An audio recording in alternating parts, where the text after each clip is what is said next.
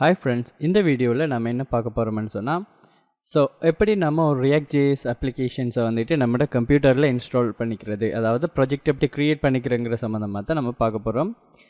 Last செஷனில் நம்ம எப்படி நம்மளோட கம்ப்யூட்டர்ஸை இந்த React.js ஒர்க் பண்ணுறதுக்கு நம்ம கன்ஃபிகர் பண்ணி எடுத்துக்கலாம்ங்கிற சம்மந்தமாக தான் பார்த்துருந்தோம். அதோட தொடர்ச்சியாக தான் நம்ம இந்த வீடியோ பார்க்கோம். இதுதான் ஃபர்ஸ்ட் வீடியோ நீங்கள் பார்க்குறீங்கன்னு சொன்னால், இதுக்கு முதல் செய்யப்பட்ட அந்த கன்ஃபிகரேஷன்ஸை உங்களோட கம்ப்யூட்டரில் செய்துட்டு இந்த வீடியோவை நீங்கள் ஃபாலோ பண்ணுங்கள். என்ன காரணம்னு சொன்னால், அப்போ தான் நான் எழுதுகிற குவாரிஸ் உங்களுக்கு ஒர்க் பண்ணக்கூடிய மாதிரி இருக்கும். முதலாவது என்ன செய்ய போகிறோம்னு சொன்னால், கூகுளில் போயிட்டு React.js சொல்லி சர்ச் பண்ணிக்கிறேன். பார்த்தீங்கன்னா React.js நமக்கு இங்கே காட்டுது. இதுக்குள்ளே போனால் இதுதான் React.js லான்ச் பண்ணியிருக்கிற வெப்சைட் நீங்கள் இதில் கற்றுக்கலாம் சில திங்ஸை இல்லை இது உங்களுக்கு டிஃபிகல்ட்டாக இருக்குன்னு சொன்னால் நீங்கள் வீடியோவே ஃபாலோ பண்ணிக்கலாம். நான் இதே ஜஸ்ட் உங்களுக்கு ஷோ பண்ணுறதுக்கு காட்டுறேன். இதில் லேர்ன் ஆப்ஷனுக்கு போனீங்களாண்டா இங்கே குயிக் ஸ்டார்ட்னு சொல்லி சில கம்போனன்ட் ரிலேட்டடானது இந்த மாதிரியான எக்ஸாம்பிள் சொல்லியிருப்பாங்க. நோ வரிஸ், நம்ம அது எல்லாமே நம்மளோட சீரீஸ்லேயே நம்ம பார்க்க போகிறோம். நான் என்ன பண்ணியிருக்கேன்னு சொன்னால், இங்கே ஒரு ஃபோல்டர் க்ரியேட் பண்ணியிருக்கேன். கோட்னு சொல்கிற ஒரு ஃபோல்டர். நீங்களும் உங்களுக்கு ப்ரிஃபரான ஒரு லொக்கேஷனில் ஒரு ஃபோல்டர் க்ரியேட் பண்ணிக்கோங்க. நான் இங்கே பாருங்கள், React.jsங்கிறதுக்குள்ளே டுட்டோரியல்ஸ்ன்னு சொல்கிற ஒரு ஃபோல்டர் இருக்குது. நான் இங்கே கோட்னு சொல்கிற ஒரு ஃபோல்டர் க்ரியேட் பண்ணியிருக்கேன். அந்த ஃபோல்டருக்குள்ளே போய்க்குங்க. போயிட்டு நீங்கள் இந்த ஃபோல்டர் லொக்கேஷனில் உங்களோட டெர்மினல் அல்லது உங்களோட கமெண்ட் லைனை ஓப்பன் பண்ணிக்கோங்க. விண்டோஸ் யூஸராக இருந்தீங்கன்னு சொன்னால், நான் இது விண்டோஸில் செய்கிறதால உங்களுக்கும் ஈஸியாக இருக்கும், நீங்கள் விண்டோஸ் யூஸராக இருக்கிறீங்கன்னு சொன்னால். நான் இங்கே என்ன பண்ண போகிறேன்னு பாருங்கள். இந்த ஃபோல்டர் லொக்கேஷனில் என்கிட்ட சிஎம்டி ஓப்பன் ஆகணும் என்று சொல்கிறதுக்காக நான் இந்த இடத்த கிளிக் பண்ணிவிட்டு சிஎம்டி என்று சொல்லி மட்டும் கொடுத்துட்டு என்டரை ப்ரெஸ் பண்ணி வரேன். பாருங்கள், என்டரை ப்ரெஸ் பண்ணி நீங்கள் நார்மலாக சிஎம்டி சர்ச் பண்ணிங்களா இருந்தால் இங்கே பாருங்கள். இங்கே எப்படி வந்திருக்கு, ஃபர்ஸ்ட் சிஎம்டி யூசர்ஸ் in.p என்று சொல்லி, இல்லை உங்களோட யூசர் நேமுக்கு ஏற்ற மாதிரி உங்களுக்கு அங்கே டிஸ்பிளே ஆகும். பட் எனக்கு தேவையான லொக்கேஷன் என்னது, நான் எந்த ஃபோல்டர் லொக்கேஷன்ஸுக்குள்ளே என் கோடை நான் க்ரியேட் பண்ண போகிறனோ, என் ப்ரொஜெக்டை க்ரியேட் பண்ண போகிறனோ அங்கே எனக்கு வேணுமங்கிறதுக்காக நான் இதை கொடுத்துக்கிறேன். கொடுத்துட்டு நான் என்ன பண்ணுறேன்னு சொல்லி பாருங்கள். இங்கே டைப் பண்ணுறேன் npx என்று சொல்லி கொடுத்துக்கணும். அது என்னது npx என்று சொன்னால், நம்ம ஆல்ரெடி நோட் இன்ஸ்டால் பண்ணியிருந்தோம் இல்லைங்களா. Node.js நம்ம ஆல்ரெடி இன்ஸ்டால் பண்ணியிருந்தோம். அது ப்ரீவியஸ் வீடியோவில் நான் சொல்லியிருந்தேன். இப்போ நாம் என்ன பண்ண போகிறோம்டா, நோட் பேக்கேஜை தான் நம்ம யூஸ் பண்ண போகிறோம். npm சொல்லி சர்ச் பண்ணுறேன். பாருங்கள், npm சொல்லி ஒரு சைடு இருக்குது. இந்த சைட்டில் npm js.com சொல்லி இங்கே ஜாவா ஸ்கிரிப்ட் ரிலேட்டடான தேவையான பேக்கேஜஸ் எல்லாமே நம்ம இங்கே டவுன்லோட் பண்ணிக்கலாம். அதில் ஒன்று தான் பார்த்தீங்கன்னா, ரியாக்டுக்கு தேவையான, React.jsக்கு தேவையான, ஒரு React நேட்டிவ்க்கு தேவையான மாதிரியெல்லாம் நம்ம இங்கே டவுன்லோட் பண்ணிக்கலாம். நான் இங்கே என்ன பண்ண போகிறேன்னு சொல்லி பாருங்கள். npx என்று சொல்கிறதுல மீனிங் நோட் பேக்கேஜ் எக்ஸிக்யூஷன் சொல்லுவாங்க. npm என்று சொல்கிறது நோட் பேக்கேஜ் மேனேஜர் என்று சொல்லுவாங்க. நான் இங்கே என்ன பண்ண போகிறேன்னு பாருங்கள். npx, அதாவது ஃபர்ஸ்ட்டுக்கு நம்ம ப்ரொஜெக்ட் க்ரியேட் பண்ணும்போது npxஐ யூஸ் பண்ணிக்கணும். கொடுத்துட்டு create -react -app என்று சொல்லி கொடுத்துட்டு ஒரு ஸ்பேஸ் பண்ணிவிட்டு இங்கே ப்ரொஜெக்ட் நேமை ஸ்மால் லெட்டர்ஸில் தான் கொடுக்கணும். இப்போ ஃபார் எக்ஸாம்பிள் மை ஆப் என்று சொல்லி கொடுக்கணும் என்று சொன்னால், நான் அதுக்கு கேமல் கேஸ் யூஸ் பண்ணலாமா, இல்லை ஸ்னேக் கேஸ் யூஸ் பண்ணலாமா. இந்த மாதிரியான கேள்விகள் உங்ககிட்ட இருக்கும் இல்லைங்களா. இப்போ நான் என்ன செய்கிறேன்னு பாருங்கள். கேபிட்டல் லெட்டர்ஸில் ஒவ்வொரு வேர்ட்லேயும் ஃபர்ஸ்ட் லெட்டர் கேபிட்டலில் கொடுத்து யூஸ் பண்ணி காட்டுறேன்னு பாருங்கள். மை ஆப் என்று கொடுத்து என்டரை ப்ரெஸ் பண்ணுறேன்னு பாருங்கள். எனக்கு கண்டிப்பாக இந்த நேமில் க்ரியேட் ஆகாது. அப்போ இங்கே என்ன சொல்லுது பாருங்கள், cannot create a project name my app because of npm names restrictions என்று சொல்லுது. இதில் என்ன சொல்லுது, name can no longer contain capital letters. அப்போது நீங்கள் கொடுக்குற பேரில் கேபிட்டல் லெட்டர்ஸ் இருக்கக்கூடாதுன்னு சொல்லிட்டு please choose a different project நேம்னு சொல்லி நமக்கு சொல்லுது. நான் என்ன பண்ணுறேன், திருப்பி நான் டைப் பண்ணுறேன்னு பாருங்கள். npx create react app space எனக்கு மை ஆப்ங்கிற நேமில் வேணுமெண்டா மை மைனஸ் ஆப் என்று சொல்லி கொடுத்து என்டர் ப்ரெஸ் பண்ணிங்கடா உங்களுக்கு ரியாக்ட் ஜேஎஸ் ப்ராஜெக்ட் வந்துட்டு க்ரியேட் ஆக ஸ்டார்ட் ஆகிடும். ஸோ இன்டர்நெட் கனெக்ஷன்ஸ் கண்டிப்பாக நமக்கு தேவை. என்னென்னு சொன்னால் இந்த என்பிஎக்ஸ் வந்துக்கிட்டு என்ன செய்யுது, நமக்கு கண்டிப்பாக ப்ராஜெக்ட் ஒன்று டவுன்லோட் பண்ணி தான், அதாவது இன்டர்நெட்லேருந்து டவுன்லோட் பண்ணி தான் கொண்டு பாருங்கள். ஸோ இங்கே இங்கே நம்ம க்ரியேட் பண்ண இந்த கமெண்ட்டுக்கு ஏற்ற மாதிரி மை ஆப்னு சொல்கிறது க்ரியேட் ஆக ஸ்டார்ட் ஆகிட்டு. ஸோ இதில் தேவையான நோட் பேக்கேஜ் மேனேஜர்லேருந்து நமக்கு தேவையான எல்லா விதமான ஃபைல்ஸும் நோட் மாடியூல்ஸும் நமக்கு டவுன்லோட் ஆகிக்கும் நம்மளோட ரியாக்ட் ஜேஎஸ்க்கு தேவையான மாதிரி. ஸோ கொஞ்சம் டைம் எடுக்கும், நிறைய அப்ளிகேஷன்ஸ் டவுன்லோட் அதாவது நிறைய ஃபைல்ஸ் டவுன்லோட் ஆக வேண்டி இருக்கிறதால கொஞ்சம் டைம் எடுக்கும். ஸோ வெயிட் பண்ணி பார்ப்போம்.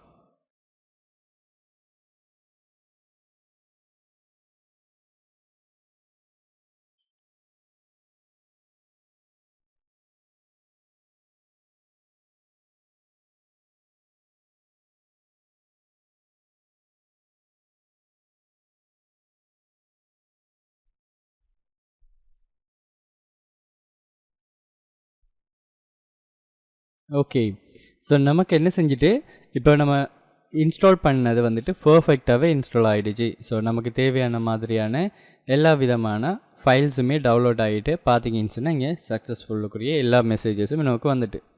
ஸோ அப்போ நான் இதை க்ளோஸ் பண்ணிக்கிறேன். பாருங்கள், நம்மளோட ப்ரொஜெக்ட், அதாவது நம்ம எந்த ஃபோல்டர் லொக்கேஷனில் வச்சு இன்ஸ்டால் பண்ணுங்க அப்படின்னு சொல்லி கொடுத்துருந்தோமோ அந்த ஃபோல்டர் லொக்கேஷன்ஸுக்குள்ளே நமக்கு ஒரு ஃபோல்டர் ஒன்று க்ரியேட் ஆகிடுச்சு. ஸோ இதை ஓப்பன் பண்ணி பார்த்தீங்கன்னு சொன்னால் கிட் ஃபைல் இருக்கும், அதே மாதிரி நோட் மாடியூல்ஸ். இது டவுன்லோட் ஆகிறதுக்கு தான் நிறைய டைம் எடுத்திருக்கும் என்ற நிறைய ஃபைல்ஸ் இதுக்குள்ளே இருக்கும்.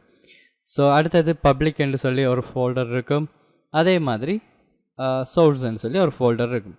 ஸோ அடுத்தது சில தேவையான சில ஃபைல்ஸ் எல்லாமே வந்துட்டு இங்கே நமக்கு இருக்கக்கூடிய மாதிரி இருக்கும். ஸோ நான் என்ன செய்ய போகிறேன்டா, இதை நம்ம ஆல்ரெடி இன்ஸ்டால் பண்ணியிருக்கிற விஷுவல் ஸ்டுடியோ கோடில் ஓப்பன் பண்ணிக்கலாம். ஸோ அதை எப்படி ஓப்பன் பண்ணுறது, 2-3 வேயில் நம்ம ஓப்பன் பண்ணலாம். ஒன்று வந்துட்டு விஷுவல் ஸ்டுடியோ கோடு ஓப்பன் பண்ணிவிட்டு, ஸோ நான் என்ன செய்கிறேன், விஎஸ் கோடுன்னு கொடுத்துட்டு நியூ விண்டோ ஓப்பன் கொடுக்குறேன். ஸோ நியூ விண்டோவுக்கு போனீங்களா இருந்தால், ஸோ நான் இந்த ஃபோல்டர் லொக்கேஷனை காப்பி பண்ணி வச்சுக்கிறேன். ஸோ நான் என்ன பண்ண போகிறேன், ஃபைலுக்குள்ளே போனீங்களா இருந்தால், ஸோ இங்கே நமக்கு ஓப்பன் ஃபைல் ஓப்பன் ஃபோல்டர் இருக்குது. நான் ஓப்பன் ஃபோல்டர் ஆப்ஷன் கொடுத்தா எங்கே இருக்குன்னு சொல்லி கேட்கும். நான் என்ன செய்கிறேன், அந்த ஃபோல்டர் லொக்கேஷனை கொடுத்துட்டு இந்த ஃபோல்டரை தான் ஓப்பன் பண்ணணும் என்று சொல்லி அதை கொடுத்தோம்னு சொன்னால் இங்கே என்ன செய்யுது, நமக்கு அந்த ஃபோல்டர் ஓப்பன் ஆகிடுது. ஸோ இது ஒரு வே. ஸோ மற்றவே நான் நார்மலாக யூஸ் பண்ணுற வேன்னு சொல்லி பார்த்தீங்கன்னா சிம்பிள், நம்ம அந்த ஃபோல்டருக்குள்ளே போயிட்டு இங்கே சிஎம்டி என்று டைப் பண்ணிக்கோங்க.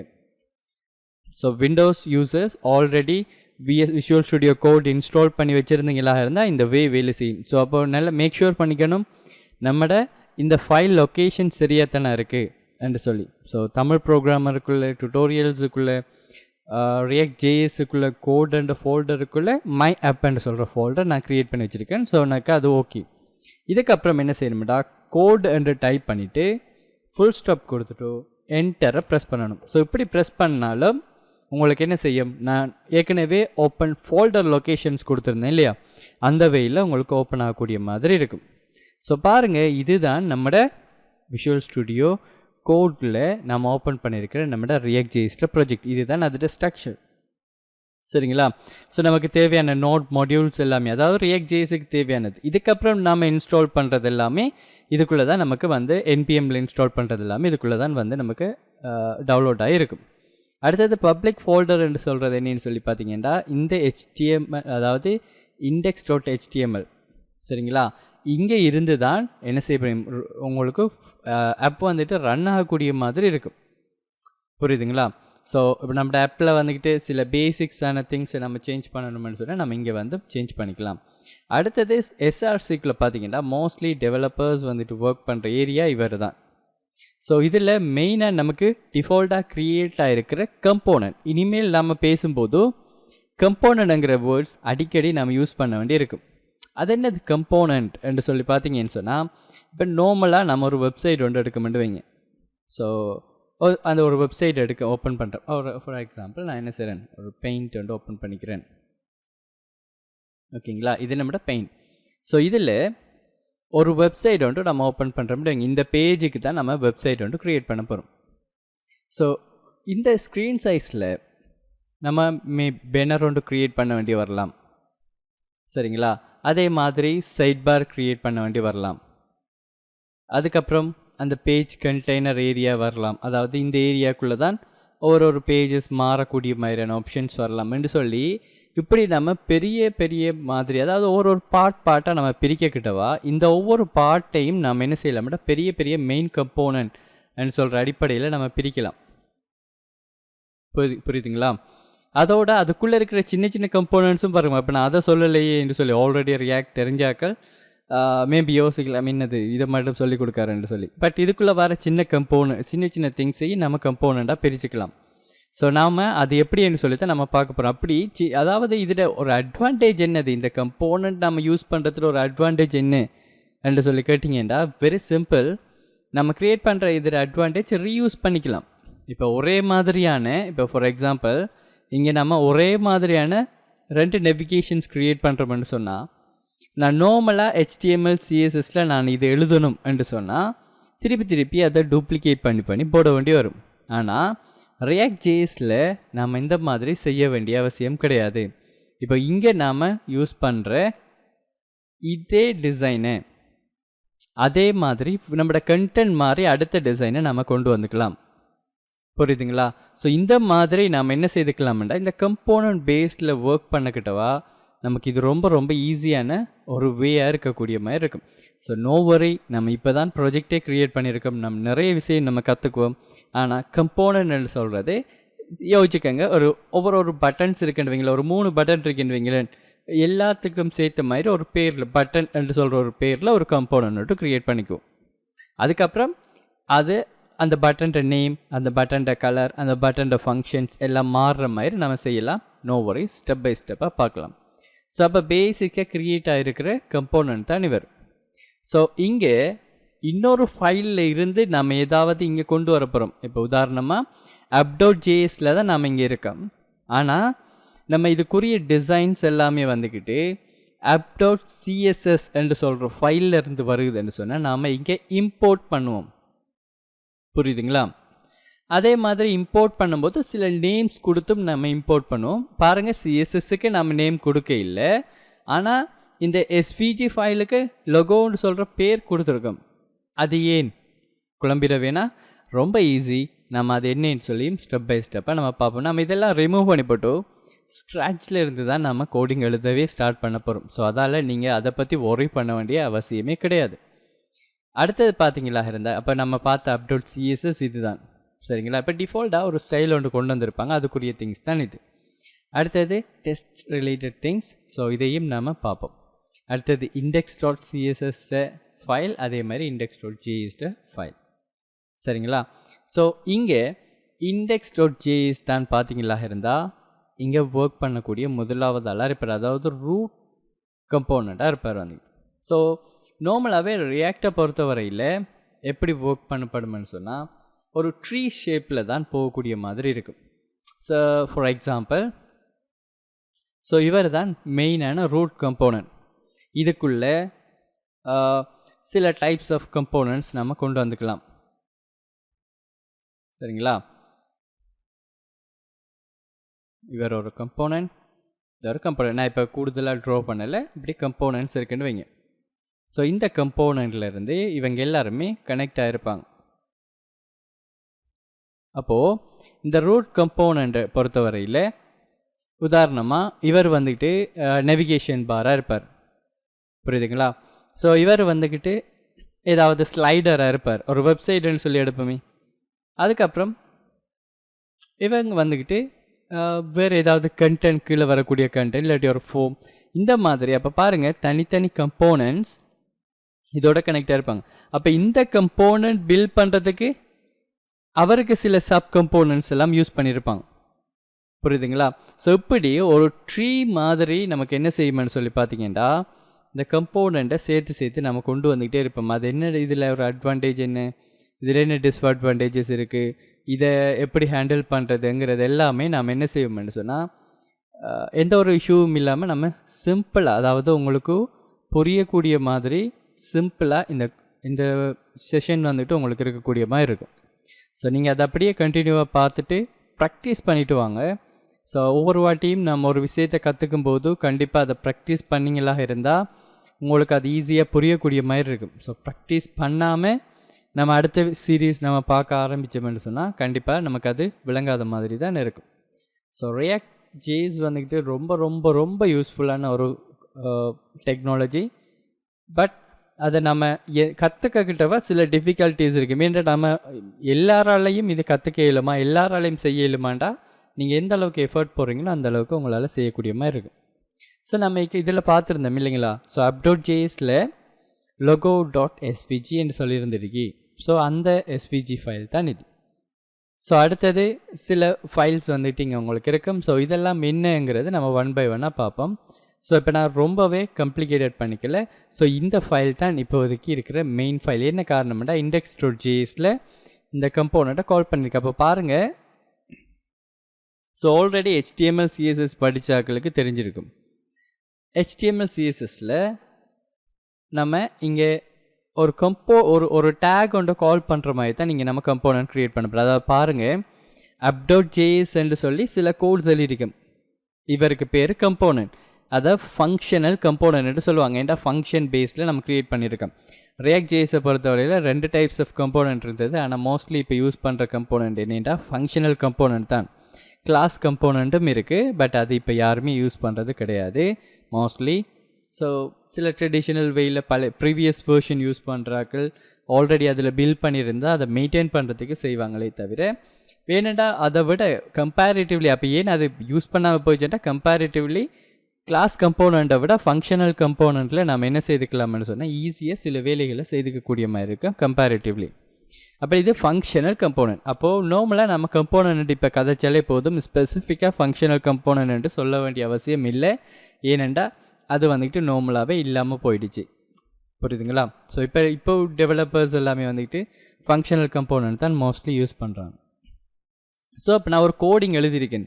என்ன எழுதியிருக்கேன், வேறு எதுவுமே இல்லை, ஒரு லொகோ ஒன்று வரணும். இங்கே அதுக்கு கீழே இந்த மாதிரி எடிட் இந்த மாதிரியான ஆப்ஷன்ஸ் வரணும்.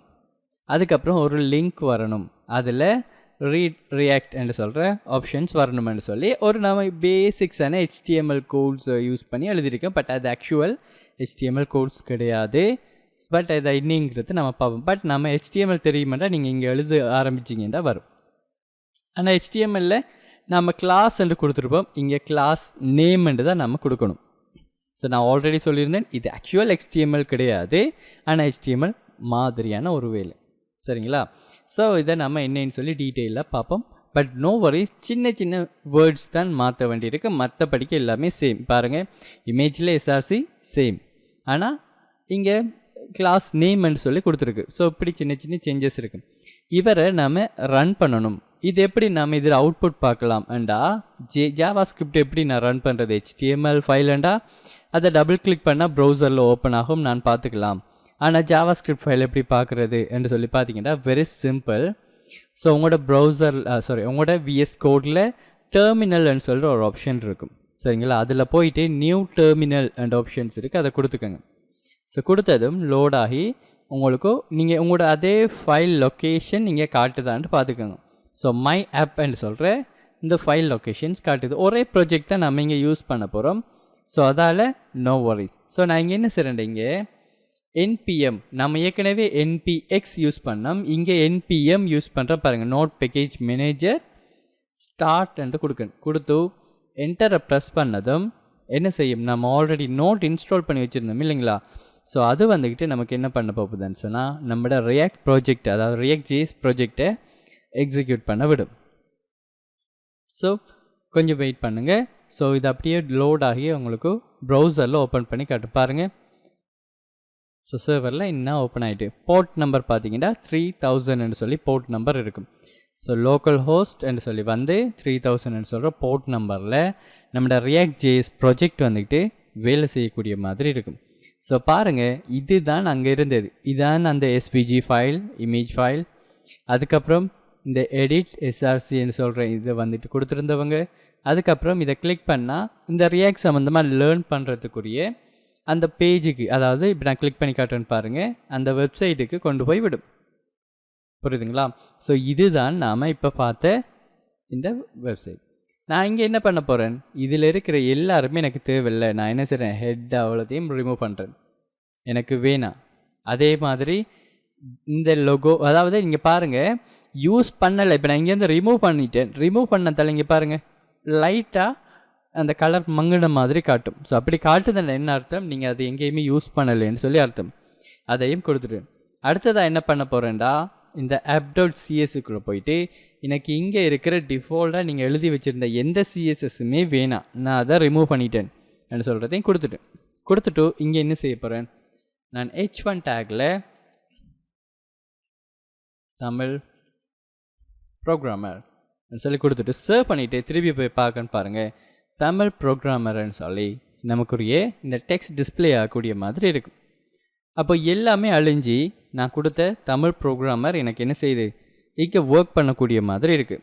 ஸோ இது வரைக்கும் செய்து பார்த்துட்டு சக்ஸஸ்ஃபுல்லாக இருந்தால் கமெண்ட் பண்ணுங்கள். ஏதாவது எரர்ஸ் வந்துச்சுன்னு சொன்னால் அந்த எரரை ஸ்க்ரீன்ஷாட் பண்ணி எனக்கு அதில் போடுங்க. இல்லாட்டி அந்த எரர்ஸை எனக்கு என்னென்னு டைப் பண்ணி விடுங்க. நான் அதுக்குரிய சொல்யூஷன் தரேன். நெக்ஸ்ட் வீடியோவில் பார்க்கலாம்.